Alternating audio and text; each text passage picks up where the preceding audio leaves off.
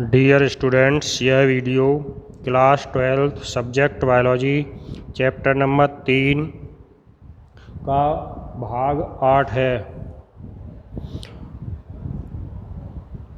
पिछली वीडियो में आपको सहलग्नता के संबंध में बताया गया। अब सहलग्नता के प्रकार, इस वीडियो में आपको बताया जाएगा सहलग्नता के प्रकार और क्या होती है, किस प्रकार से होती है। तो सहलग्नता मुख्य रूप से दो प्रकार की होती है। नंबर 1 पूर्ण सहलग्नता और नंबर 2 अपूर्ण सहलग्नता। पूर्ण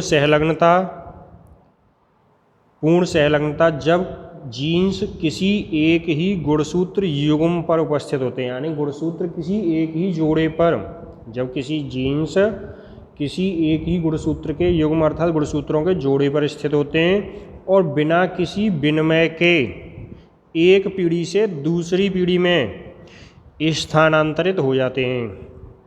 यानी कोई बिना परिवर्तन हुए यानी एक्सचेंज हुए, जो आपको क्रॉसिंग ओवर बताया गया, आगे बताया जाएगा, तो एक पीढ़ी से दूसरी पीढ़ी में स्थानांतरित हो जाते हैं। इस प्रकार की सहलग्नता पूर्ण सहलग्नता कहलाती है। परंतु जीवों में जीन विनिमय होता है, इसलिए ये पूर्ण सहलग्नता जीवों में नहीं पाई जाती है। ये मुख्य रूप से पौधों में ही पाई जाती है पूर्ण सहलग्नता। कुछ अपवाद होते हैं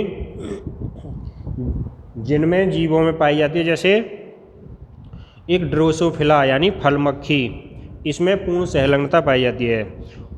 उदाहरण में बताया गया है ड्रोसोफिला में पूर्ण सहलग्नता। तो नर फल मक्खी में मॉर्गन ने पूर्ण सहलग्नता का अध्ययन किया था सबसे पहले।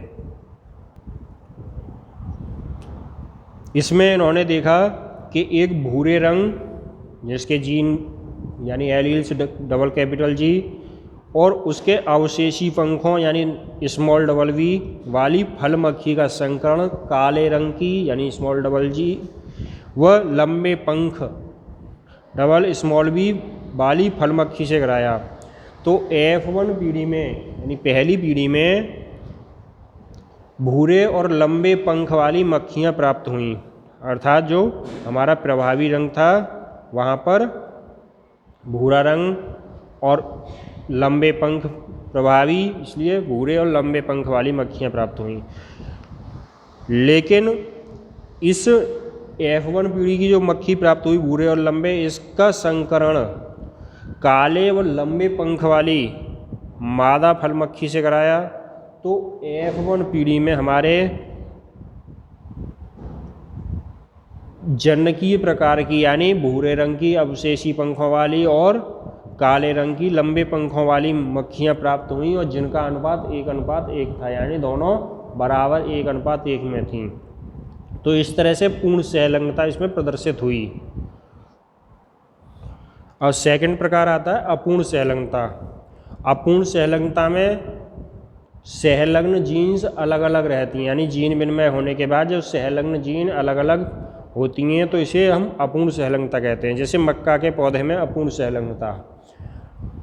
मक्का के पौधे में अपूर्ण सहलग्नता को हचिंसन ने प्रदर्शित किया, यानी उन्होंने अध्ययन किया इसका और बताया। तो इसमें बताया कि मक्का की रंगीन और भूरे भरे हुए दाने, रंगीन यानी रंग के और भरे हुए दाने तथा रंगहीन और कम भरे दाने यानी बीज के दाने कम और रंगहीन, उनका कोई रंग नहीं था, इन दोनों किस्मों के बीज संकरण कराया।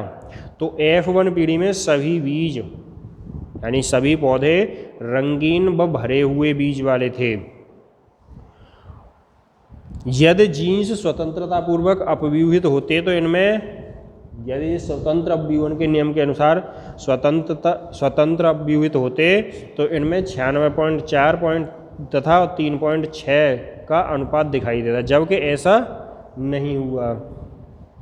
तो इस तरह से अपूर्ण सहलग्नता इसमें प्रदर्शित हुई। अब नेक्स्ट पॉइंट आता है लिंग सहलग्नता।